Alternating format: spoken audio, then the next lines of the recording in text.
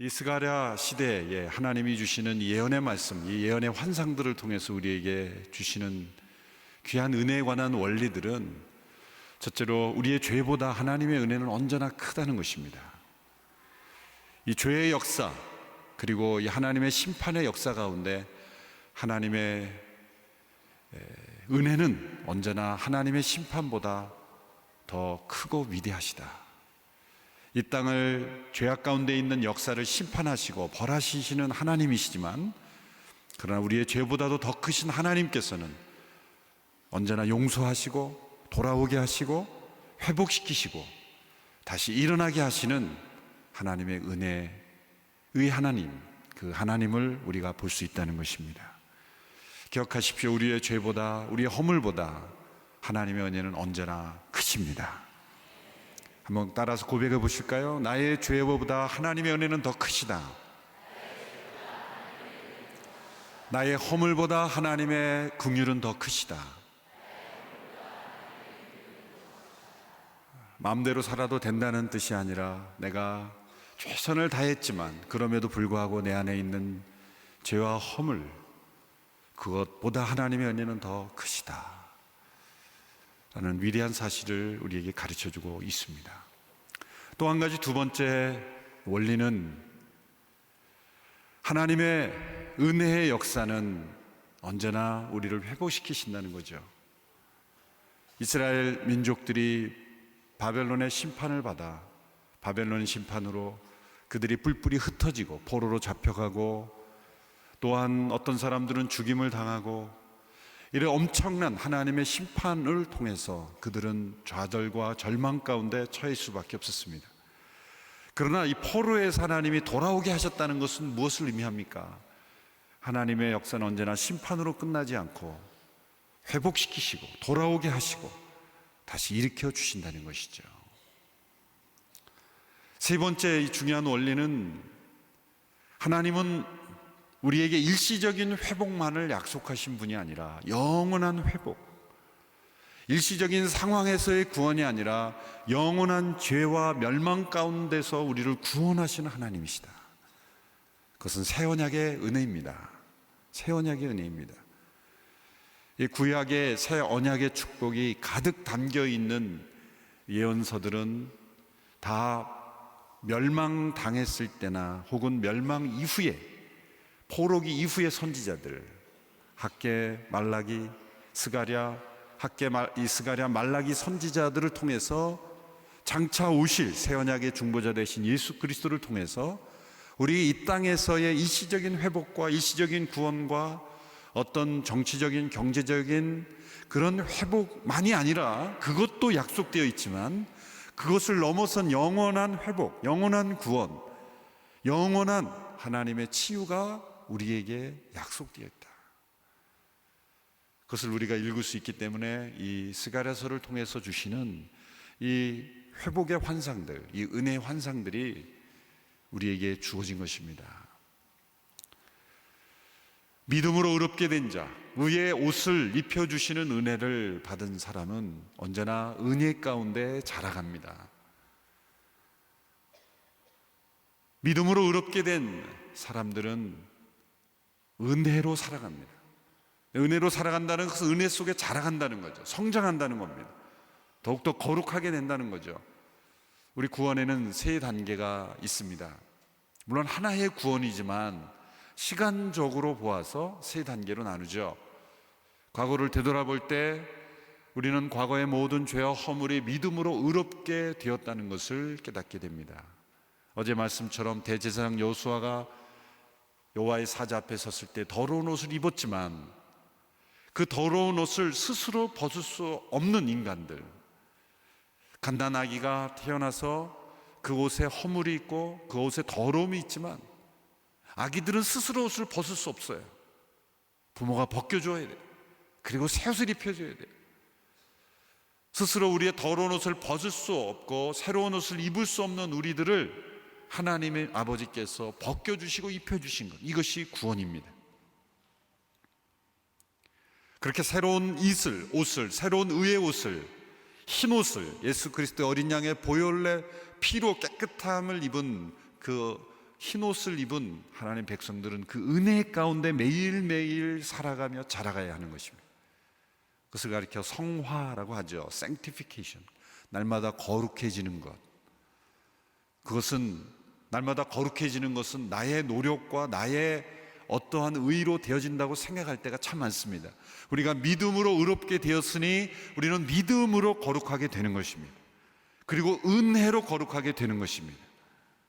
이제 내가 은혜로 구원을 얻었으니 이제는 내가 내 능력과 내 노력으로 거룩해져야 된다고 생각할 때 우리는 종교적인 율법주의에 빠지고 또 다른 종교로 빠져버리는 거죠. 우리는 은혜로 구원을 받았으니 은혜로 매일매일 거룩함을 입어 성장해야 하는 것입니다. 그리고 내일 마지막에 나눌 말씀은 우리에게 장차 주어질 구원의 은혜, 우리에게 남겨진 은혜, 우리가 내다봐야 될 은혜, 장차 우리에게 영원히 약속된 은혜, 그것은 그리스도와 같이 영광스럽게 될 은혜, 그것을 영화라고 말합니다. glorification, 영광스럽게 되는 것. 그것 또한 우리의 노력으로 되는 것이 아니라 우리에게 약속된 은혜이고 우리에게 이미 주어진 은혜이고 우리가 영원토록 누릴 은혜, 그것은 바로 영광의 은혜, 영화롭게 되는 은혜인 것입니다. 오늘은 그 중간에 있는 성화의 은혜, 우리가 매일매일 은혜 가운데 어떻게 살아가야 할 것인가 라는 것을 보여주는 은혜입니다. 베드로후서 3장 18절에 보면 사도 베드로가 그의 편지를 다 마무리하는 가운데 이런 말씀을 주고 있습니다. 베드로후서 3장 18절의 말씀을 우리 같이 한번 읽어보겠습니다. 시작. 도리어 우리 주시며 구주신 예수 그리스도의 은혜와 그를 아는 지식 안에서 성장해 가십시오. 영광이 이제와 영원토록 그분께 있기를 빕니다. 아멘. 구주이신 예수 그리스도의 은혜와 그를 아는 지식 안에서 성장해 가십시오. 개역개정에서는 예수 그리스도와 그를 아는 지식에서 자라가라. 여러분, 우리가 매일매일 이루어야 될 구원이 있습니다. 두렵고 떨림으로 매일매일 이루어야 될 구원은 뭡니까? 우리가 은혜 속에서 자라가는 것입니다. 은혜 속에서 성장하는 것입니다. 예수 그리스도의 은혜와 그분을 아는 지식 가운데 자라가는 것. 무엇이 우리가 은혜 속에서 매일매일 성장하는 것일까요? 참된 은혜 속에서 성장한, 자라가는 그러한 성도들에게 주시는 말씀, 그것을 저는 오늘 1절 말씀에 근거해서 늦은 비의 은혜다라고 그렇게 비유해서 설교의 제목을 잡은 것입니다. 늦은 비의 은혜다. 이 늦은 비란 뭘까? 오늘 1절 말씀에 보면 봄비라는 단어가 나오는데 먼저 말씀을 함께 읽어볼까요? 스가랴 10장 1절의 말씀 같이 읽습니다. 시작. 봄비 내리는 철에 비를 오게 해달라고 여호와께 구하라. 여호와께서 먹구름을 만들고 그들에게 소나기를 내려주셔서 밭의 채소를 사람들에게 주실 것이다. 봄비 내리는 철에 하나님께 비를 구하라. 이 봄비라는 단어가 나옵니다. 그 가나안 땅에는 지금도 여전히 그렇지만 두 번의 우기가 있습니다. 10월과 11월 이 가을에 내리는 비가 있고요, 또 그 다음 해 3월, 4월에 내리는 그러한 봄비가 있습니다. 그런데 이 10월, 11월에 내리는 가을비를 가리켜 이른비다 그렇게 말합니다. 이른비다.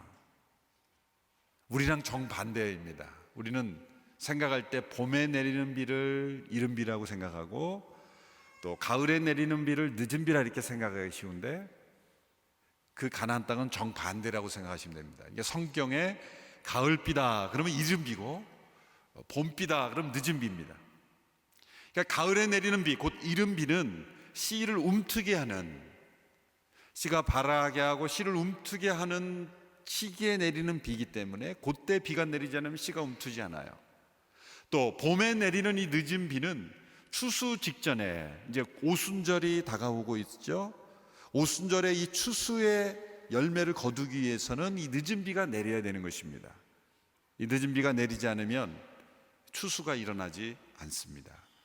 둘 중에 어느 한 비도 내리지 않으면 추수가 일어나지 않고 열매를 맺을 수가 없는 것입니다.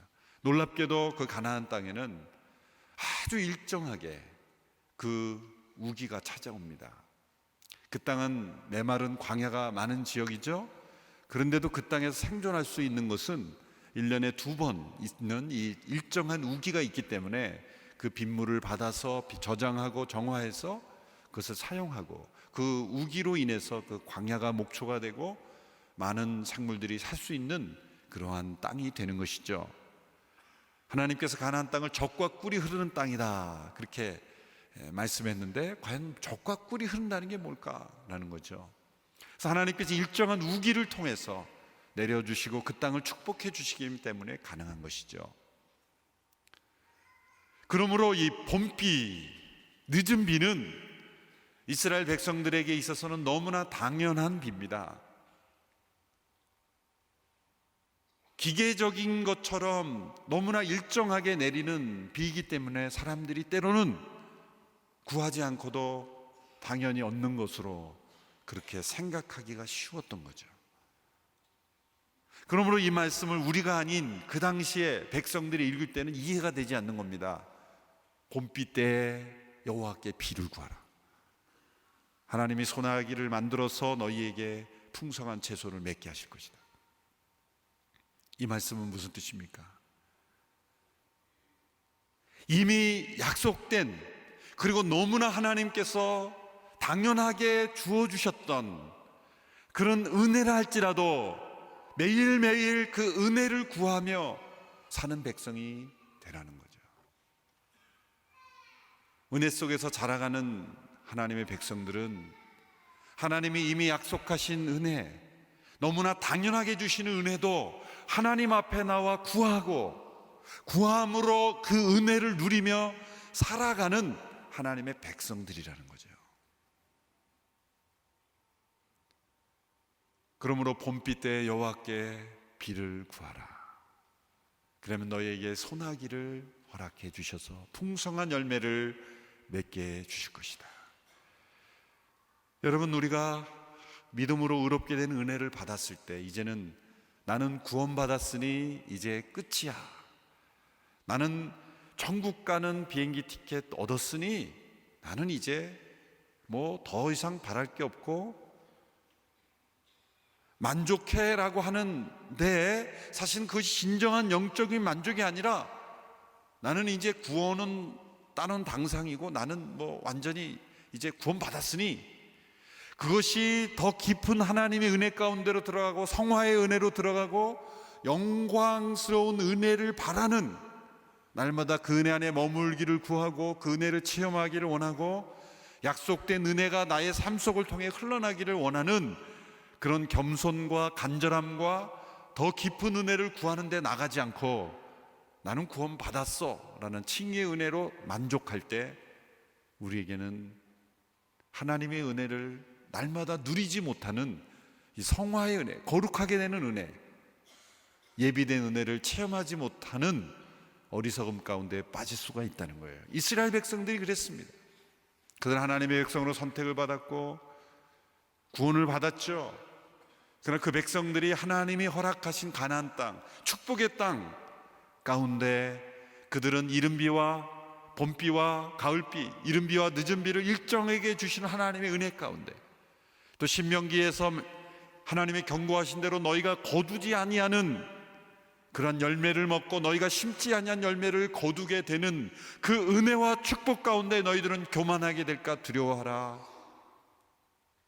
그렇게 경고하셨던 그 말씀을 잊어버리고 그들은 지극히 당연한 것 같은 하나님의 은혜 속에 멸망했다는 거죠.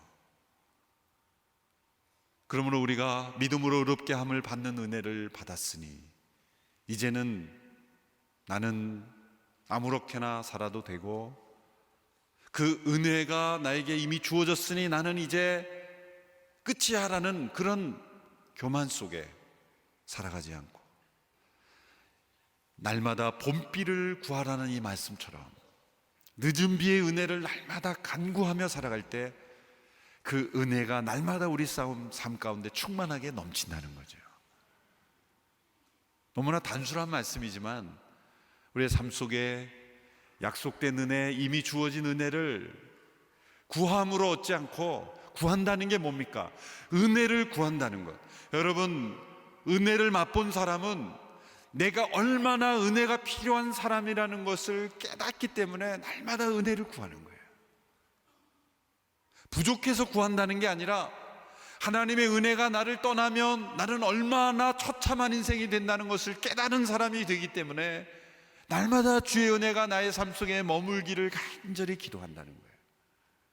믿음으로 의롭다함을 받은 은혜를 받았으니 내가 믿음으로 하나님의 은혜를 내가 죄로부터 구원을 받았다는 것을 깨달았다는 사람은 내가 얼마나 위험하고 얼마나 쉽게 죄에 빠지고 얼마나 하나님의 은혜가 없으면 심판받아 마땅한 사람인 걸 깨닫기 때문에 날마다 하나님의 은혜를 구하고 또 구하는 거예요. 그게 늦은 비의 은혜를 구하는 사람이에요. 왜 우리가 거룩하게 변화되지 않습니까? 왜 은혜 가운데 성장하지 않습니까? 은혜를 필요로 하지 않는 사람처럼 살아가고 있기 때문이에요. 예수님을 믿고 이제 초기에 어떤 구원의 감격, 내가 의롭게 되었다는 감격, 복음을 깨닫고 이제 은혜가 무엇인지를 깨달았으면 더 큰 은혜, 이 예비된 은혜 가운데 더 거룩하게 되는 은혜를 구하고 나가야 하는데 대부분 어느 순간에 성장이 멈춰버려요. 은혜 가운데 자라가는 것을 멈춰버려요. 왜 그럴까요? 어느 한순간부터 교회 생활에 익숙해지고 예배에 익숙해지고 말씀을 보는데 익숙해지고 그러는 순간 우리 순간은 더 이상 나는 은혜가 필요하지 않은 사람이 되어버리는 거예요. 예배에 간절함이 없어집니다. 말씀에 대한 사모함이 없어집니다. 기도의 무릎이 없어집니다. 그 모든 증상들은 뭡니까? 나는 은혜가 필요하지 않은 사람이에요. 이제. 그러면서 기도가 그쳐집니다. 간절한 간구가 없어져요. 그 모든 현상을 한마디로 말하자면 하나님이 일정하게 비를 내려주시니까 이제 구하지 않고도 내가 살아갈 수 있다고 생각하는 거예요. 하나님은 그러한 교만 속에 있을 때 많은 사람들은 우상에 빠지는 것을 발견하게 됩니다. 이스라엘은 왜 지금 봄비가 그쳤습니까? 하나님이 너무나 당연하게 내려주시던 은혜가 그쳤다는 것은 우리가 우상에 빠져 있다는 거예요. 2절 이하의 말씀에 이스라엘 백성들이 우상과 드라빔과 주술과 가나안에 있는 온갖 우상들에 왜 빠져버렸습니까? 은혜로 하나님이 우리를 애굽에서 인도하셨다는 것, 그리고 그 땅에 살 때도 우리가 하나님의 은혜를 의지해야, 하나님의 은혜를 날마다 구해야 살아갈 수 있는 백성이라는 것을 잊어버렸기 때문에 그들은 자기를 신뢰하고 우상을 신뢰하게 된 거예요. 인간은 무엇인가를 의지하며 살아가는 존재입니다. 나는 아무것도 의지하지 않아. 거짓말입니다. 자신을 의지하든 사람을 의지하든 물질을 의지하든 무엇인가를 의지하고 있어요. 하나님이 그 땅을 심판하신 까닭은 은혜로 구원을 얻은 그 백성들이 은혜를 잃어버렸기 때문에, 그리고 그 은혜를 날마다 구하고 사모함으로 우리가 살아갈 수 있다는 것을 잊어버렸기 때문에 때로는 하나님이 은혜의 단비를 멈추시는 겁니다. 은혜를 깨닫게 하기 위해요. 때로 우리에게 다가오는 고난, 내가 생각하지 못했던 위기는 하나님의 은혜가 메말랐기 때문이 아니라 너무나 당연히 여겼던 봄비가 내리지 않는 까닭은 이제는 매일매일 은혜를 구하며 사는 그런 인생이 되라는 하나님의 사랑의 신호입니다. 봄비 때에 비를 주시는 여호와께 비를 구하라. 너무나 당연한 것 같은 은혜, 약속된 은혜를 매일매일 구하며 살아가는 것이 은혜 속에서 자라가는 거예요. 다니엘이 우리에게 그런 위대한 모범을 보여줬죠. 다니엘이 어느 날 예레미야의 서책을 읽게 됐어요. 우리가 가지고 있는 예레미야 같은 성경책의 형태는 아닐지라도 예레미야가 예언한 것들이 기록으로 남겨져 있었던 것 같아요. 그것이 많은 사람들에게 읽혀지고 보관되었던 것 같습니다. 다니엘이 어느 날 이 예레미야의 서책을 읽는 가운데 놀라운 약속, 은혜의 약속을 발견하게 됩니다. 그것은 바벨론의 포로 기간이 70년이 되면 다시 돌아오게 하시겠다라는 하나님의 은혜의 약속이 있다는 걸 발견해요. 자, 그렇다면 우리는 어떻게 했습니까?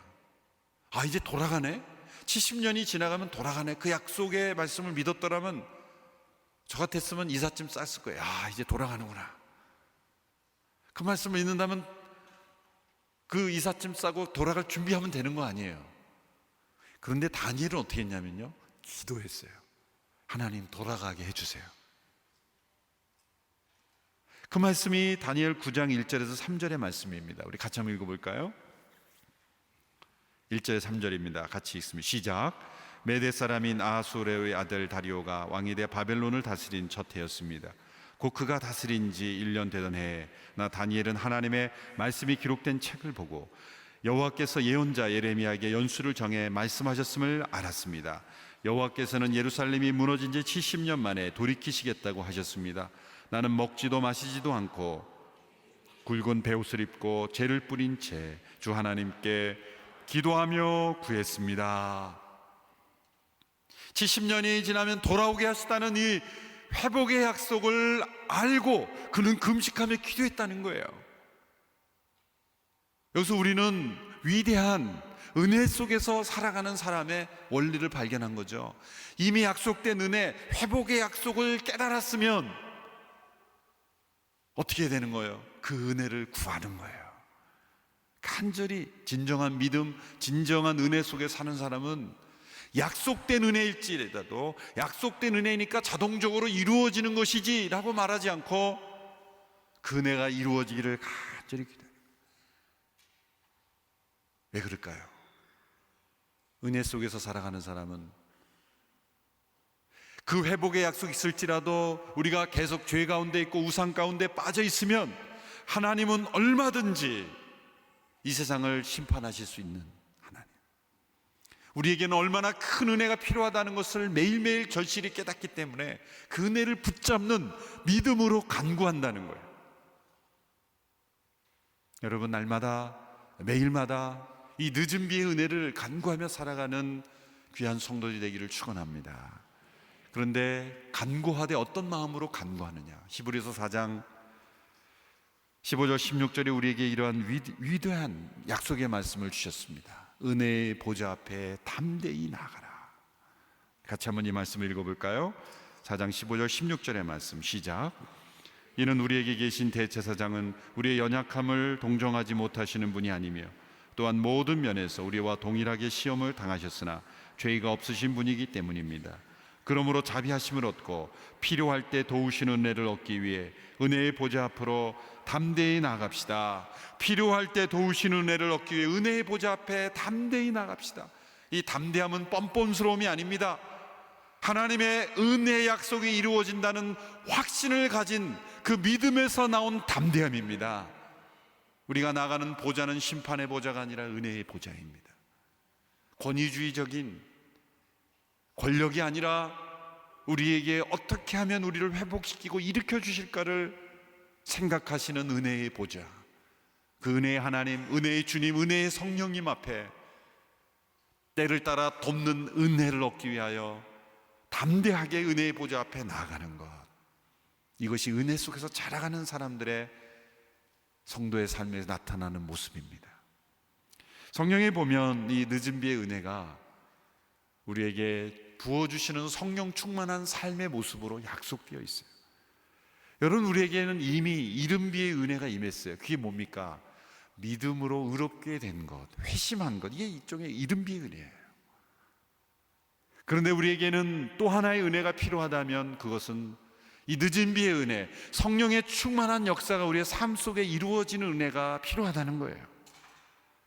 오순절 성령님이 역사하신 것, 그것은 제자들이 간절히 구했기 때문에 임한 게 아닙니다. 뗐었기 때문에 하나님이 주신 게 아닙니다. 그것은 이미 구약에서 오순절 절기를 통해서 영적 추수의 시대가 시작이 되고 성령이 강림하신다는 약속이 주어졌기 때문에 그것은 은혜로 주어진 임재예요. 그렇죠? 오순절 성령 강림의 사건이 임했어요.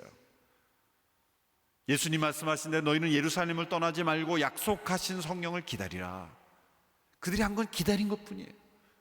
그런데 오순절 성령이 충만하게 그 땅 가운데 임하심으로 새로운 은혜의 시대가 시작이 된 거예요. 영적 추수의 시대가 시작이 됐어요. 그게 이른비의 은혜가 임한 겁니다. 그런데 그 오순절 임하신 성령의 강림의 역사가 우리의 성도들의 삶 속에 매일매일 임하는 것은 늦은 비의 은혜입니다. 그건 우리에게 약속된 거예요. 오순절 제자들에게만 성령의 충만한 강림이 역사하시는 것이 아니라 우리 모두에게도 그들이 경험했던 성령의 충만한 역사, 그것은 우리에게 약속된 은혜입니다. 그 늦은 비의 은혜가 우리에게 약속된 거예요. 봄비가 약속된 겁니다. 그건 우리가 구함을 얻을 수 있는 은혜예요. 매일매일 거룩함을 입어갈 때 필요한 늦은 비의 은혜라는 거죠. 그 늦은 비의 은혜를 구하라는 거예요.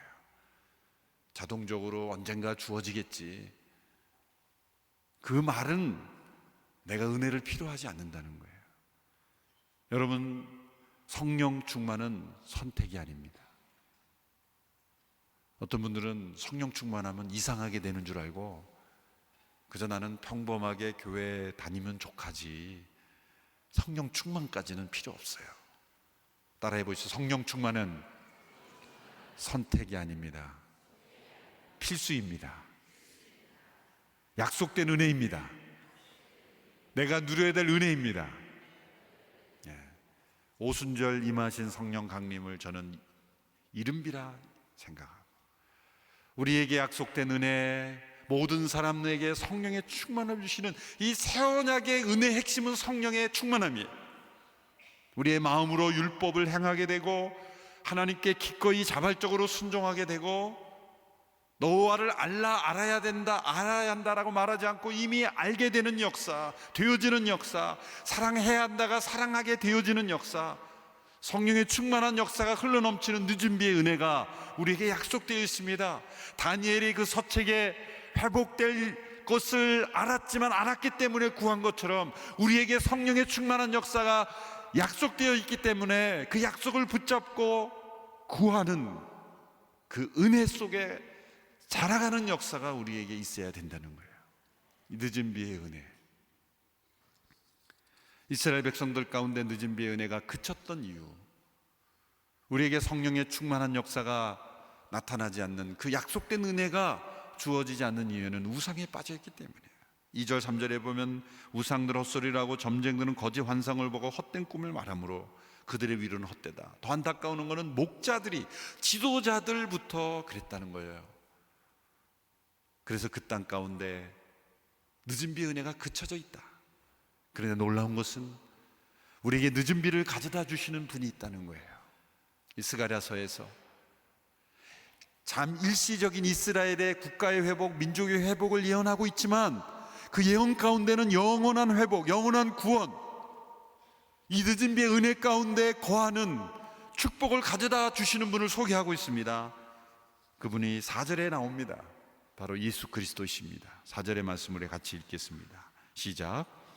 그들에게서 모퉁이돌 같은 사람이 나오며 그들에게서 천막의 말뚝 같은 사람이 나오며 그들에게서 싸울 때의 활 같은 사람이 나오며 그들에게서 다스리는 모든 사람이 나올 것이다. 저처럼 모퉁이돌 같은 사람 누굽니까? 에베소 2장에 보면 그분은 우리의 모퉁이돌이 되신다. 코너스톤. 오늘날과 달리 그 당시의 건축은 이 모퉁이돌의 크기와 재질이 모든 건물을 결정하는 거예요. 예수 그리스도는 이 땅의 교회의 모퉁이돌이십니다. 또한 그분은 천막의 말뚝이라 그랬어요. 천막을 칠 때 아무리 천이 좋아도 말뚝이 없으면 천막은 세워지지 않는 거예요. 우리의 삶을 지탱하게 하시고 견고하게 지탱해 주시는, 보호해 주시는 이 천막의 말뚝 같은 분. 또 하나, 세 번째 예수님 표현할 때 싸울 때 활 같은 사람, 우리에게 승리를 주시는 분이라는 거예요. 우리를 보호해 주시고 지탱해 줄 뿐 아니라 우리에게 승리를 가져다 주시는 분으로 오시는 영원한 메시아, 그분이 나올 것이다. 이 스가랴서의 각 장마다 보면 장차 오실 새 언약의 중보자가 되시는, 우리에게 늦은 비의 은혜를 주시는 예수 그리스도를 예언하고 있다는 거예요. 자, 그분이 오심으로 이제 이 늦은 비의 은혜가 임했을 때 우리에게 주어주는 축복을 세 가지로 예언하고 있습니다. 저는 이 한 단어 한 단어가 너무나 가슴에 큰 은혜가 되고, 이 늦은 비의 은혜가 우리의 삶 속에 임했을 때 어떤 역사가 일어나는지를 아름다운 언어로 환상 가운데 묘사하고 있습니다. 첫째는 6절에서 7절의 말씀에 나오고 있습니다. 무엇인지 한번 여러분 찾아보는 가운데 한번 읽어보시겠습니다. 6절에 7절 말씀 시작. 내가 유다 백성 강하게 하고 요셉 백성을 구할 것이다. 내가 그들을 불쌍히 여김으로 그들을 돌아오게 할 것이다. 그들은 내게 한 번도 버림받지 않은 것처럼 될 것이다. 나는 그들의 하나님 여호와다. 내가 그들의 말을 들을 것이다. 에브라임 사람들은 용사같이 되며 그들의 마음이 포도주를 마신 듯 기쁠 것이다. 그들의 자녀가 그것을 보고 기뻐하며 그들의 마음이 여호와를 인해 즐거워할 것이다. 여러분, 늦은 비의 은혜를 경험한 사람은 어떻게 되는지 아십니까? 여기서 저는 제가 주목하고 싶은 한 단어가 있습니다. 그것은 그들은 내게 한 번도 버림받지 않은 것처럼 될 것이다. 이 단어가 얼마나 아름답습니까? 지금 이스라엘은 버림받아 본 경험이 있어요, 바벨론에서. 그런데 늦은 비의 은혜가 그들 가운데 임할 때는 한 번도 버림받지 않은 것처럼 될 것이다. 여러분, 우리 모두에게 있는 상처는 무엇입니까? 아픔은 무엇입니까? 버림받은 상처예요. 거절감의 상처입니다. 사랑받지 못하고 인정받지 못하고 어렸을 때 정말 은혜로 양육을 받아야 되는데 은혜가 아닌 거짓과 미움과 상처로, 때로는 가정에서, 때로는 사회 환경에서 우리 모두는 다 버림받은 상처 속에 고통스러워하고 있는 거예요. 그런데 우리가 예수 그리스도로 믿음으로 의롭게 되었을 때는 그것이 잘 실감이 나지 않아요. 왜? 대제사장 여호수아가 더러운 옷을 벗고 의의 옷을 입었지만 이것은 하나님이 입혀주셨는데 실감이 나지 않는 거예요. 실감이 나죠. 그래서 제가 어제 말씀드린 마태복음 22장에 보면 결혼잔치에 초대를 받았는데 예복을 갈아입지 않고 자기 옷을 입고 있는 사람이 있었죠. 왜 그럴까요? 실감이 나지 않기 때문에 나는 내 옷 입겠다는 거예요. 나한테 어울리지 않는다는 거예요. 그게 뭐하고 똑같냐면은 성도라 부름을 받을 때 나는 성도가 세인트 아니에요? 세인트, 영어로 세인트. 하나님이 우리를 의롭다 여기신 건 우리 모두를 성도로 불러주신 거예요. 의인이 아닌데 의인이라 불러주신 거예요. 칭의 아닙니까? justification이 의롭게 여기신 거지 내가 실제 의로운 거 아니에요. 지금 죄가 여전히 있지만 죄가 없는 것처럼 여겨주시는 은혜예요. 그렇게 출발하는 거예요. 그런데 성화, 늦은 비의 은혜는 진짜 나의 삶 속에 거룩이 임하는 거예요. 진짜 나의 삶 속에 의로운 삶이 임하는 겁니다. 성령 안에 있을 때, 성령의 충만함이 입었을 때 내 삶 속에 치유와 회복이 임하는 겁니다. 그런데 그 놀라운 역사가 한 번도 버림받지 않은 것처럼, 여러분, 우리가 어떤 신학자는 이렇게 말했습니다. 우리가 예수 그리스도의 구원의 은혜를 통해서 누리게 될 축복은 한 번도 인간이 타락 이전에, 아담과 타락 이전의 상태로 되돌아가는 것 이상이다. 타락 이전에 아담과 하와가 하나님과 나눴던 교제보다 더 깊은 은혜, 우리가 죄로 말미암아 심판을 받고 그리고 에덴 동산에서 쫓겨났지만 쫓겨나기 이전의 상태보다 더욱더 하나님과 친밀한 상태가 된다는 거예요. 놀랍죠? 죄가 필요하고 심판이 필요하다는 뜻이 아니에요. 예수 그리스도 안에서 우리에게 늦은 비가 임했을 때 우리의 회복은 마치 한 번도 버림받지 않은 것처럼 우리의 모든 죄악의 상처가 깨끗이 회복이 된다는 거예요. 고아로 자라나서 한 번도 부모의 사랑을 받지 못했지만 부모의 사랑을 받지 못한 흔적이 없는 거예요. 하나님의 아버지가 되실 때 버림받은 상처가 전혀 없는 거예요. 이 땅에 아무리 육신의 고통이 있고 좌절이 있지만 우리가 간증을 통해 세진이 또 지선자매 봤지만 그 육신이 상함을 입었지만 한 번도 상함을 입지 않은 사람처럼 되는 겁니다. 이게 늦은 비의 은혜입니다. 여러분, 우리의 마음속에 있는 모든 거절감과 상처, 버림받은 아픔이 있다면 이 늦은 비의 은혜를 구하시기 바랍니다. 이건 약속된 은혜예요. 우리의 심령이 한 번도 버림받지 않은 것처럼. 알프레드 디 수자라는 분의 그 시를 보니까 그런 문구가 있더라고요. 사랑하라 한 번도 상처받지 않은 것처럼. 어떻게 상처받지 않은 것처럼 사랑합니까? 그러나 늦은 비의 은혜가 구할 때 우리는 상처받지 않은 사랑을 할 수 있다는 거예요.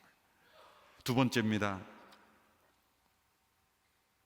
8절에 나와 있습니다. 10장 8절의 말씀 같이 읽습니다. 시작. 내가 그들에게 휘파람을 불어 신호를 보내서 그들을 모을 것이다. 내가 그들을 구원했으니 그들이 이전처럼 수가 많아질 것이다. 여기 하나님의 휘파람 소리를 들을 것이다, 그런 말씀이 나와요. 여러분, 목자는 일일이 따라다니면서 양을 부르지 않습니다. 휘파람 소리를 부르면 양들이 모이는 거예요. 여러분, 휘파람 소리는 얼마나 즐거운 소리입니까? 고통스럽게 하는 소리가 아니라 우리를 즐거움 가운데로 인도하는 소리예요. 늦은 비에 은혜가 임해서 은혜 가운데 자라가는 사람은 날마다 하나님의 휘파람 소리를 듣는 거예요. 내가 너를 기뻐한다, 내가 너를 사랑한다. 하나님의 휘파람 소리를 듣고 움직이는 인생이 되는 거예요. 그 마음속에 포도주를 마시전처럼 기쁘고 즐겁고 하나님을 즐거워하고 하나님의 휘파람 소리를 들으며 살아가는 인생. 하나님의 진노와 하나님의 심판의 음성이 아니라 하나님의 기쁨과 내가 너를 인하여 기뻐하며 즐거워한다고 하시는 하나님의 휘파람 소리를 날마다 듣고 살아가는 인생. 그것이 늦은 비의 은혜 가운데 살아가는 인생이에요. 세 번째입니다. 그것은 하나님을 의지함으로 고통의 파도를 이기는 승리의 삶을 사는 거예요. 11절 12절의 말씀 같이 읽습니다. 11절 12절 시작. 그들이 고통의 바다를 지나고 넘실거리는 바다 물결을 이길 것이다. 나일강이 다 말라 바닥을 드러내고 아시리아의 교만이 꺾어지고 이집트를 다스리는 힘이 사라질 것이다. 그들이 여호와를 의지함으로 내가 그들을 강하게 할 것이고 그들은 여호와의 이름을 받들면서 살 것이다. 나 여호와의 말이니라. 늦은 비의 은혜 가운데 임할 때, 그리고 은혜 속에서 자라가는 사람들은 고통의 파도가 쳐올지라도 고통의 파도를 이긴다는 거예요. 얼마나 놀라운 승리의 약속입니까? 아무리 큰 고통의 파도가 닥쳐올지라도 교만한 자들은 아시리아의 교만을 꺾고 그리고 이집트의 힘이 꺾어지는 그런 고통의 파도. 여러분, 고통의 파도가 왜 오시는지 아십니까? 우리의 교만을 꺾는 거예요. 그러므로 겸손한 자는 고통의 파도가 닥쳐올지라도 절대 넘어지지 않습니다. 넘어지는 사람은 뻣뻣하게 서 있기 때문에 넘어지는 거예요. 엎드려 있는 사람은 넘어질 이유가 없어요. 내가 넘어진다는 것은 뻣뻣하게 서 있었다는 거예요. 하나님의 은혜를 구하며 엎드려 기어가는 사람은 넘어질 이유가 없는 거예요. 여러분, 날마다 늦은 비에 은혜를 구하며 엎드려 기어가는 인생이 되기를 바랍니다. 넘어질 이유가 없는 거예요. 고통의 파도가 올 때 넘어지지 않는 거예요. 고통의 파도가 올지라도 은혜 가운데 자라가는 사람은 때로 그것이 나를 무너뜨리게 하는 것 같지만, 나를 무너뜨리는 게 아니라 내 주변에 나를 힘들게 하고 괴롭히는 교만의 파도, 사단의 모든 것들을 다 쓸어가 버리시고 나는 깨끗하게 하시는 거예요. 그러므로 두려워하지 마십시오. 고통의 파도는 나를 정결하게 하시고 나를 일으키는 것이고, 그리고 내 주변의 교만한 힘을, 교만한 세력들을 다 제거하시는, 청소하게 하시는 은혜의 그 파도가 되는 것입니다. 태풍이 때로는 피해를 주는 것 같지만 놀라운 것은 이 태풍을 통해서 생태계가 정화된다 그러죠. 바다가 정화된다 그러죠. 고통의 파도를 통해 우리의 삶을 정화시키고, 그리고 늦은 비의 은혜를 통해 승리하게 하시는 은혜, 그것을 체험할 수 있게 되기를 바랍니다. 한 번도 버림받지 않은 것 같은 인생, 그리고 하나님의 휘파람 소리를 날마다 듣고 순종하는 인생, 그리고 고통의 파도를 승리하는 인생, 이것이 우리에게 예비된, 약속된 늦은 비의 은혜입니다. 그럼 날마다 이 은혜를 구하며 살아가시기를 바랍니다. 그리고 이 은혜는 우리에게 약속된 은혜입니다. 봄비, 늦은 비의 은혜를 구함으로 우리에게 풍성한 삶을 약속하신 그 약속의 삶을 누리며 살아가는 모든 성도들 되기를 주님의 이름으로 축원합니다.